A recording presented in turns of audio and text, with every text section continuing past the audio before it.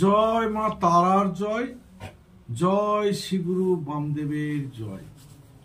আজ আমি বলবো প্রাকৃতিক উপায়ে বা ভেষজ গুণসম্পন্ন গাছগাছরা ব্যবহার করে কিভাবে আমার মায়েরা রূপচর্চা নিজের সৌন্দর্য বাড়াবে।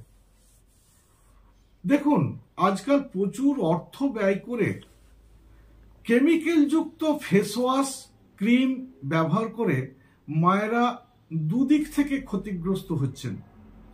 এক হচ্ছে প্রচুর অর্থ ব্যয় হচ্ছে, এটা আর্থিক ক্ষতি।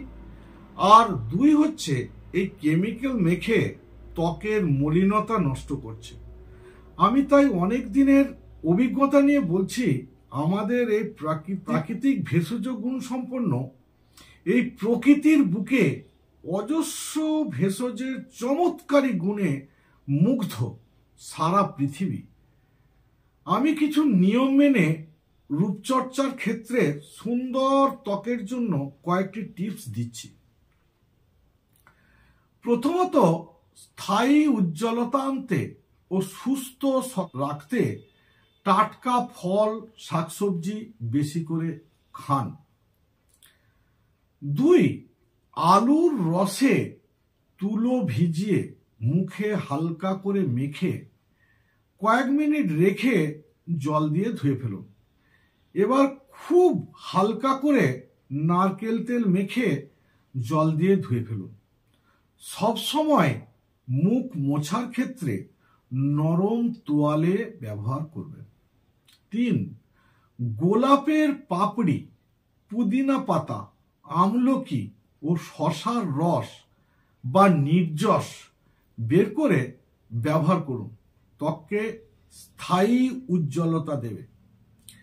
অ্যালোভেরা এর সাথে গুঁড়ো দুধ, বেসম ভালো করে মিশিয়ে পেস্ট তৈরি করে সারা শরীরে মেখে 10 থেকে 15 মিনিট রেখে ধুয়ে ফেলুন। ত্বক সুস্থ, সবল এবং মলিন হবে।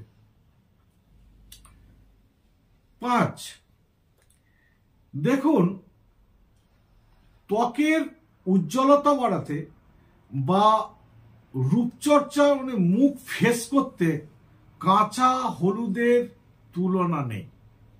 কাঁচা হলুদের সাথে নিম পাতা, সামান্য নিম পাতা, সামান্য কাঁচা হলুদ আর বেসন, এটা শসার রস দিয়ে পেস্ট তৈরি করুন, করে মুখে মাখুন, মেখে 10-15 মিনিট রাখুন, রেখে জল দিয়ে, ঠান্ডা জল দিয়ে ধুয়ে ফেলুন। ধুয়ে তোয়ালে দিয়ে, নরম তোয়ালে দিয়ে মুখটা মুছবেন। কিচ্ছু ব্যবহার করতে হবে না। পরে কেবলমাত্র পিওর খাঁটি নারকেল তেল সামান্য পরিমাণ মুখে দিয়ে জল দিয়ে ধুয়ে ফেলুন, দিয়ে তোয়ালে দিয়ে মুছুন।